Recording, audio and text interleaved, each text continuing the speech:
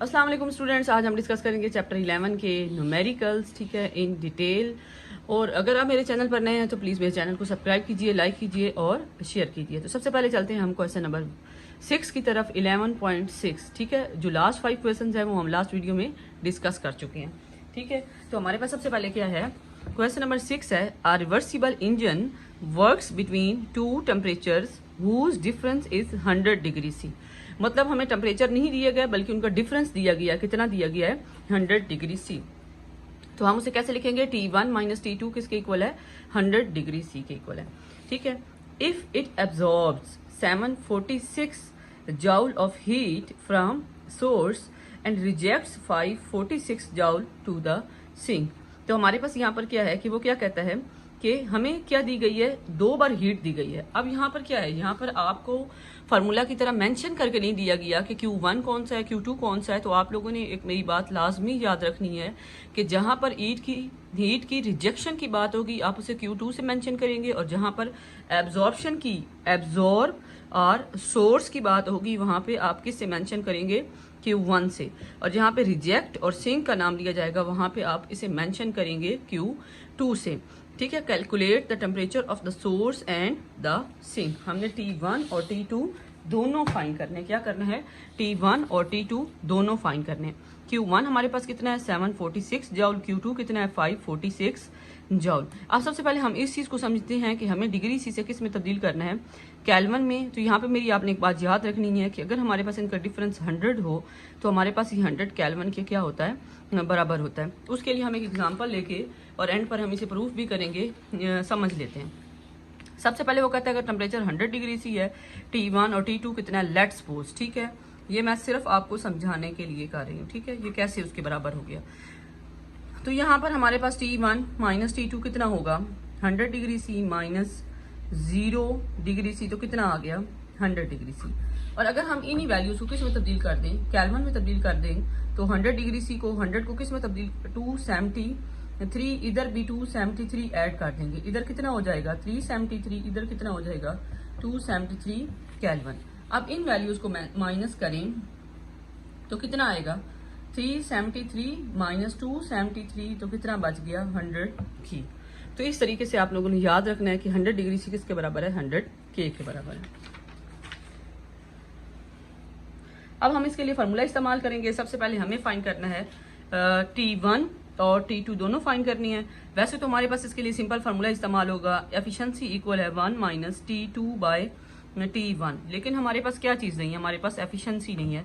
तो उसके लिए हम इसको अभी रहने देंगे और हम फार्मूला इस्तेमाल करेंगे एज ईटा इक्वल है 1 माइनस Q2 बाय Q1, क्योंकि इसकी हमारे पास तमाम वैल्यूज मौजूद हैं और हमारे पास ईटा की वैल्यू हम आसानी से फाइंड कर सकते हैं, ठीक है। ईटा को ऐसे ही रहने देंगे। 1 माइनस Q2 क्या है? 546 है और हमारे पास 746 है, ठीक है। अब हम क्या करेंगे? एलसीएम ले लें। बेशक आप 746, 546 डायरेक्ट डिवाइड करना चाहते हैं तो डायरेक्ट डिवाइड भी कर सकते हैं, ठीक है। तो हमारे पास क्या होगा? इसको इसमें से माइनस करेंगे। माइनस करने के बाद हमारे पास जो वैल्यू आएगी डिवाइड करने के बाद वो आएगी 0.268। ये जी हमारे पास आ गई एफिशिएंसी। क्या आ गई? एफिशिएंसी। अब हम इस वैल्यू को आसानी से यहाँ पर पुट कर सकते हैं और अपना T1 और T2 फाइंड कर सकते हैं। अब हम क्या करेंगे? सबसे पहले equation number 1 implies that eta equal है 1 माइनस T2 बाय T1, ठीक है। तो हमारे पास क्या होगा? ईटा की वैल्यू तो है, T1 माइनस T2 का क्या ले लें? एलसीएम ले लें, ठीक है। T1 और यहाँ पर ईटा की वैल्यू कितनी आई है? 0.268, ठीक है। ये T1 माइनस T2 किसके बराबर है? 100 के। तो यहाँ पर 100 पुट करते हैं, ठीक है। नीचे क्या आ गया? T1 और यहाँ पर 0.68। हमारा काम क्या हो गया है? आसान हो गया। T1 को इधर ले आए और 100 बाय इस पर डिवाइड कर दें 0.68 पर। तो हमारे पास जो आंसर आएगा वो आएगा 373.13 के। और ये हमारे पास किसके बराबर होता है? ये 100 डिग्री सी के भी बराबर होता है। किसके बराबर होता है? 100 डिग्री सी। यहाँ पे ये देखें 273 केल्विन किसके बराबर है? 100 डिग्री सी के। मतलब 100 डिग्री सी था तो हमने उसे किस में तब्दील किया, 273 केल्विन में तब्दील किया, तो किसके बराबर आया, 373। 373 किसके बराबर होगा, 100 डिग्री सी के। तो आप इसको लिखना चाहें तो वैसे लिख सकते हैं, वैसे यहीं पर रहने दें। अब हम चलते हैं T2 की तरफ के T2 कैसे फाइंड करेंगे। दोबारा से हमारे पास जो पहली इक्वेशन है, हमारी मेन इक्वेशन, यही हम इस्तेमाल कर लेंगे। T1 माइनस T2 इक्वल है 100 के। T1 कितना है, 373.13, ठीक है। T2 इक्वल है 100 के, ठीक है। 100 को इधर ले आएं और T2 को इधर ले जाएं तो हमारे पास कितना बच गया, 273.13 T2 के आ गया, ठीक है। तो हमारे पास ये T1 की वैल्यू भी आ गई, T2 की वैल्यू भी आ गई। हमने क्या फाइंड करना है, इसका डिफरेंस फाइंड करना है। तो डिफरेंस कैसे फाइंड करेंगे, हमारे पास इसका डिफरेंस आएगा,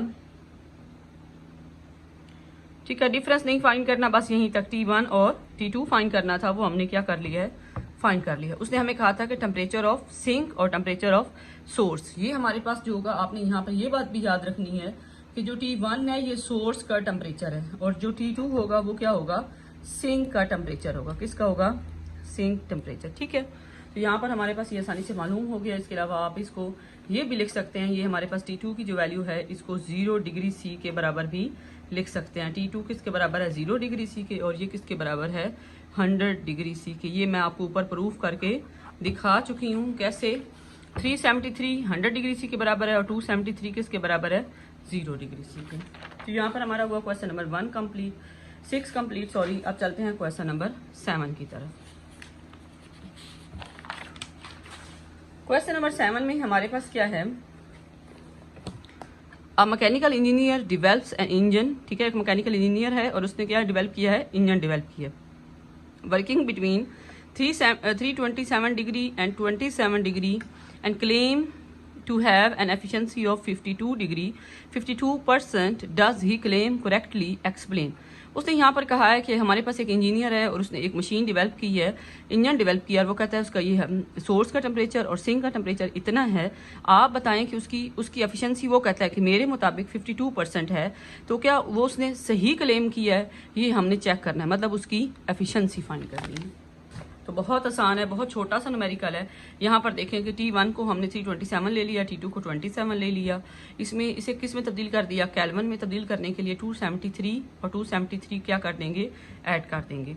तो हमारे पास क्या होगा, एफिशिएंसी के लिए सिंपल फार्मूला है, टेम्परेचर के लिहाज से अभी अभी हमने लिखा है T2/T1, ठीक है। तो हमारे पास क्या होगा, अगर हम इसकी परसेंटेज भी चेक करनी है तो हम इसके साथ 100 लिख देंगे, ठीक है।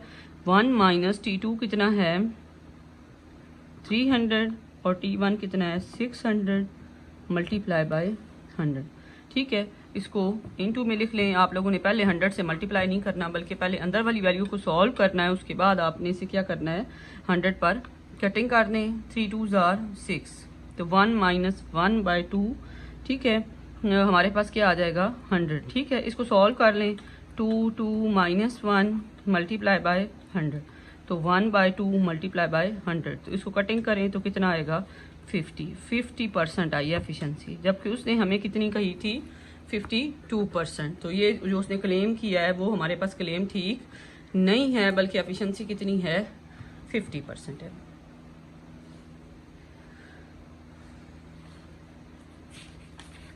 अब हम चलते हैं क्वेश्चन नंबर 8 की तरफ। क्वेश्चन नंबर 8 में देखें हमारे पास क्या है, ये भी बहुत आसान और आसान तरीन सिंपल सा क्वेश्चन है कि हमारे पास क्या है कि heat engine performs 100 जॉल of work है, हमारे पास क्या दिया गया है, वर्क डन दिया गया है 100 जॉल, ठीक है। And at the same time rejects 400 जॉल of heat. क्या कर रहा है, आप लोग कैसे पता चलेगा कि ये क्या, कौन सी हीट दी गई है, रिजेक्शन Q2 दिया गया, ठीक है। And to the cold reservoir what is its efficiency of engine. तो हमारे पास सबसे पहले हम एफिशिएंसी ऑफ इंजन का फार्मूला लिख लेते हैं, जो कि हमारे पास बराबर है output work over input heat, मतलब W/Q1। तो मेरे पास क्या नहीं है, Q1 नहीं है, तो हम सबसे पहले क्या करेंगे, Q1 फाइंड करेंगे। तो Q1 के लिए हमारे पास सिंपल फार्मूला है, ठीक है, वो क्या होगा, Q1 के लिए हमारे पास सिंपल फार्मूला हम यहाँ पे इस्तेमाल कर सकते हैं कि वर्क डन इक्वल है Q1 माइनस Q2 के, ठीक है। ये अब हमने Q1 फाइंड करना है। तो वर्क डन कितना है 100। इस Q2 को अगर दूसरी साइड पे जाके जमा कर दूं, या अगर अभी यहीं पे वैल्यू पुट कर दूं फिर जमा करूं, ठीक है, 400, तो कितना आ जाएगा Q1 500 जूल। Q1 आ गया जी हमारे पास मिनट में। तो अब हम इसे वापस जाके किस इक्वेशन में पुट करेंगे, इक्वेशन नंबर 1 में।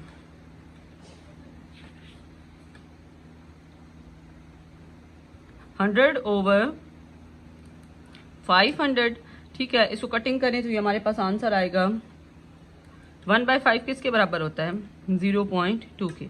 अगर हमने इसकी परसेंटेज फाइंड करनी है तो हम इसको क्या करेंगे, 0.2 को 100 से मल्टीप्लाई कर देंगे, तो ये कितना आ जाएगा 20%। तो ये हमारे पास क्वेश्चन नंबर 8 कंप्लीट हो गया। बस आपको इसका फार्मूला पता होना चाहिए और आपको क्वेश्चन में डाटा लिखने की समझ होनी चाहिए कि रिजेक्शन और एब्जॉर्प्शन का क्या मतलब है, और छोटे छोटे फार्मूलाज पे तवज्जो देंगे तो कोई मसला नहीं है। क्वेश्चन नंबर 9 थोड़ा सा ट्रिकी है, थोड़ा सा डिटेल में है, तो इसको आपने ध्यान से देखना है। A Carnot engine whose low temperature reservoir is 7 degree C. मैं आपको जब से ये क्वेश्चन करवाने लगी हूँ तब से बता रही हूँ कि हमारे पास जो लो रेजरवायर और टेम्परेचर होगा उसको हम किससे मेंशन करेंगे, T2 से। कितना है 7 डिग्री, T2 कितना है 7 डिग्री, और इसको हम किस में तब्दील कर देंगे, केल्विन में। अब क्वेश्चन में क्या कहता है, हैज़ एफिशिएंसी 50%। सबसे पहले हमारे पास एक इंजन था, उसकी एफिशिएंसी कितनी है 50% है। It is desire to increase the efficiency to 70% by how many degrees the temperature of the source to be increase.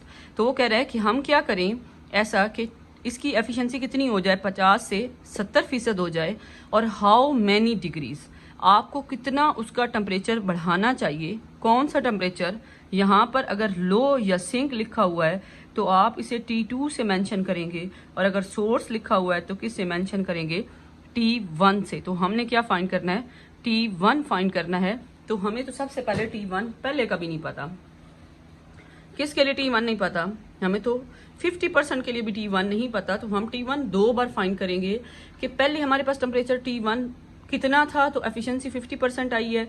क्योंकि हमें एफिशिएंसी इंप्रूव करनी है, हम T2 को क्यों नहीं फाइंड कर रहे यहाँ पर, इस वजह से नहीं फाइंड कर रहे क्योंकि हमारे पास क्या है, हमने एफिशिएंसी उसकी बढ़ानी है, अपने इंजन की एफिशिएंसी बढ़ानी है। तो एफिशिएंसी कैसे बढ़ेगी, जब सोर्स बढ़ेगा।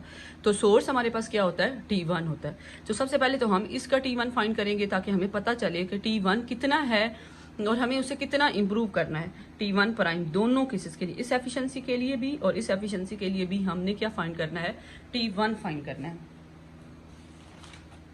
तो हमारे पास सबसे पहले देखें कि हमारे पास T1 के लिए अभी एफिशिएंसी कितनी है 50%, और यहाँ पर एफिशिएंसी कितनी लेंगे 70%, ठीक है। तो हमारे पास फार्मूला आपको बहुत अच्छे से पता है, सिंपल सा ये वाला फार्मूला लग जाएगा, T2/T1, इधर भी ऐसे ही,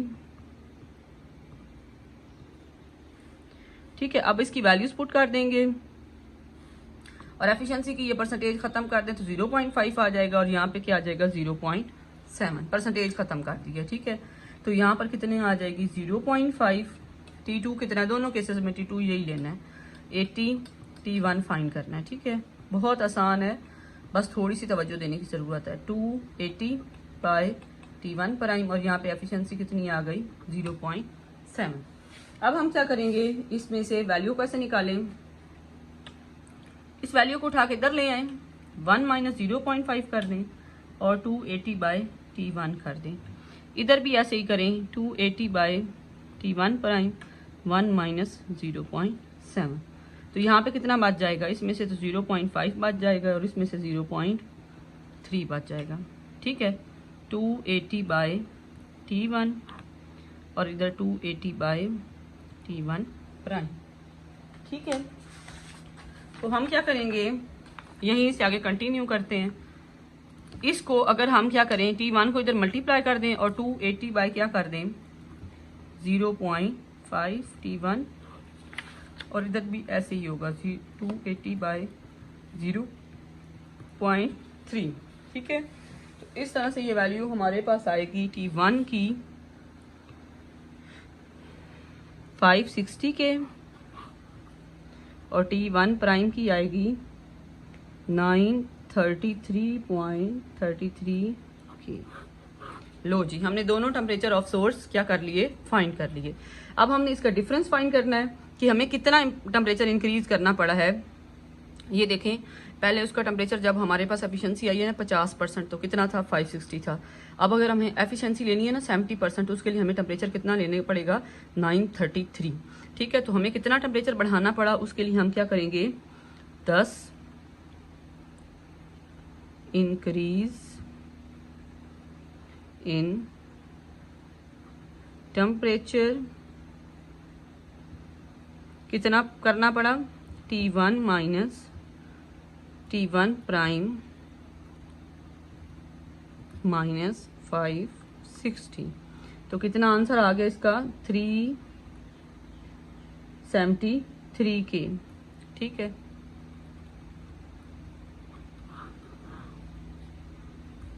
तो ये हमारे पास था न्यूमेरिकल। ठीक है, तो आपको बार बार डिटेल में साथ साथ बताया है। ठीक है, तो हमें कितना टेम्परेचर बढ़ाना पड़ेगा एफिशिएंसी 70% हासिल करने के लिए, 373 के। ठीक है, अब हम चलते हैं 11.10 पर, जो कि बहुत ज़्यादा आसान है, बिल्कुल सिंपल क्वेश्चन है। हमें क्या फाइंड करनी है, एफिशिएंसी फाइंड करनी है। यहाँ पर देखें कि steam engine has a boiler that operates at 450 के। एक स्टीम इंजन है और उसका जो बॉयलर है, ठीक है, मतलब उसमें अगर बॉइलिंग का काम होता है, ठीक है, तो वो कितने पे होता है, 450 के पे। The heat change water to steam, उसका काम किया है कि वो हीट को पानी को तब्दील कर रहा है स्टीम में, which drives the piston. The exhaust temperature of outside air is about 300 K. तो हमारे पास उसका आउटसाइड पे जो टेम्परेचर है वो कितना है, 300 के है। ठीक है, जिस पे वो ऑपरेट होता है वो 450, मतलब उसका सोर्स है जिस पे वो काम कर रहा है। ठीक है, और सिंक कितना है, 300 के। What is maximum efficiency of engine. Simple सा क्वेश्चन है। ठीक है, इसको क्या करेंगे हम, सिंपल इसमें ये वाला फार्मूला अप्लाई करेंगे, जिसको आप पता नहीं कितनी बार यूटिलाइज कर चुके हैं, T2/T1। अगर एक बार भी आप ये एक्सरसाइज समझ के कर लेते हैं तो आपको बार बार करने की जरूरत नहीं पड़ेगी। एग्जाम्स में आपके पास नहीं भी टाइम बचता तब भी आप इनको कर सकते हैं। तो हमारे पास क्या होगा, 450, 300, 450 इक्वल है 150/450। इसको क्या करेंगे, डिवाइड कर देंगे। डिवाइड करेंगे तो आंसर कितना आएगा, 0.33। तो हमारे पास इसे किस में तब्दील करना चाहते हैं, परसेंटेज में, तो क्या करेंगे, 100 से मल्टीप्लाई कर देंगे, तो आंसर कितना आएगा, 33%। जी हमारे पास ये आ गई उसकी इंजन की एफिशिएंसी। अब हमारे पास है question number 11.11 336 joule of energy is required to melt 1 gram of ice at 0 degree C. Mean के हम सबसे पहले क्वेश्चन के इस पार्ट को सॉल्व करेंगे कि हमारे पास एनर्जी गिवन है, कितनी है, 336 joule of energy required to melt 1 gram of ice at 0 degree C. अब यहाँ पर आप लोग ये समझ लीजिए, या आप लोगों ने ये याद रखना है कि हमारे पास जब हमें आइस से वाटर में जाना है, ठीक है, मतलब आइस हमारे पास है तो उसे हमने वाटर में तब्दील करना है, तो हमारे पास जो एनर्जी होगी वो प्लस की होगी, और जब हम वाटर से आइस में जाएंगे तो हमारे पास जो एनर्जी होगी वो माइनस की होगी। तो यहाँ पे हमारे पास पहला केस जो है वो ये है कि हमें आइस से किस में जाना है, लिक्विड में जाना है। आइस से किस में जाना है, लिक्विड में, और हमारे पास जो एनर्जी गिवन है वो कितनी है, 336। ठीक है, और हम निकालेंगे यहाँ से लेटेंट हीट ऑफ फ्यूजन। ठीक है, तो LF फाइंड करेंगे। LF के लिए हमारे पास फार्मूला है del Q/m। ठीक है, जैसे कि आपने पहले इस क्वेश्चन के स्टेटमेंट में देखा कि हमारे पास जो एनर्जी है वो कितनी है, 336, और हमें जो मैस दिया गया कितना दिया गया है, 1 ग्राम। तो हमारे पास लेटेंट हीट ऑफ फ्यूजन हमारे पास कितनी आ गई, 336, यहाँ पर जूल है, जूल पर ग्राम। ठीक है, तो ये हमने फाइंड कर ली, और आप इसे यहाँ पर आप क्वेश्चन के डाटा में भी मेंशन कर सकते हैं कि LF कितना है। LF हमारे पास है 336 जूल पर ग्राम। ठीक है, तो इसकी आपको बहुत अच्छी समझ आ गई होगी। अब हम चलते हैं कि what is the change in entropy of 30 gram. ठीक है, उसने कहा है कि एंट्रोपी फाइंड करें, of a water 0 degree C as it change to ice 0 degree C by refrigerator. हमने क्या करना है कि हमने पानी से क्या बनानी है, आइस बनानी है। मतलब हमारे पास एंट्रोपी क्या होनी चाहिए, एंट्रोपी डिक्रीज होनी चाहिए। क्यों? क्योंकि हमारे पास देखें कि वाटर के जो मॉलिक्यूल्स होते हैं वो ज़्यादा रैंडम होते हैं और ज़्यादा उसकी एंट्रोपी ज़्यादा होती है। और एंट्रोपी का मतलब क्या है, एंट्रोपी का मीनिंग क्या है, वो ये है कि हमारे पास एंट्रोपी जो होती है उसकी डेफिनेशन क्या होती है, डिसऑर्डरनेस, ठीक है, ऑफ अ सिस्टम। तो हमारे पास यहाँ पर उल्टा हम किस में जा रहे हैं, हम वाटर से किस में जा रहे हैं, आइस में जा रहे हैं। तो हमारे पास क्या होगा कि हम लोग डिसऑर्डरनेस को ख़त्म करके किस में जा रहे हैं, ऑर्डर फॉर्म में जा रहे हैं। किस फॉर्म में जा रहे हैं, ऑर्डर फॉर्म में जा रहे हैं, ठीक है। तो यहाँ पर हमारे पास देखें कि सबसे पहले क्या होगा, एंट्रोपी कम होगी और एंट्रोपी का फार्मूला जो है वो इक्वल होगा minus del Q by T. तो मैंने आपको पहले बता दिया था कि यहाँ पर हम आइस से वाटर में गए तो हमने प्लस क्यू लिया है, ठीक है। और यहाँ पर हम लोग वाटर से किस में जा रहे हैं, आइस में, तो यहाँ पर हम क्या लेंगे, minus del Q by T, ठीक है। सबसे पहले हमारे पास क्या है फार्मूला, डेल क्यू हम डायरेक्ट नहीं पुट कर सकते, तो इसकी जगह पे हम क्या पुट करेंगे, MLF, ये वाला फार्मूला इस्तेमाल करेंगे, लेटेंट हीट ऑफ फ्यूजन। तो माइनस MLF बाय टी, ठीक है। M हमारे पास कितना है, M हमारे पास है 30 ग्राम, LF कितना है 336, ठीक है। और T कितना है, T हमारे पास है 273।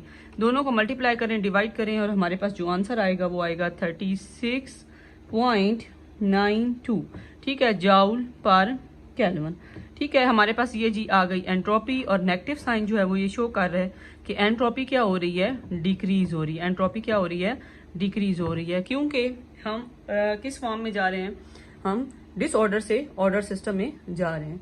ओके जी, अल्लाह हाफिज। होप सो कि आपको वीडियो बहुत अच्छे से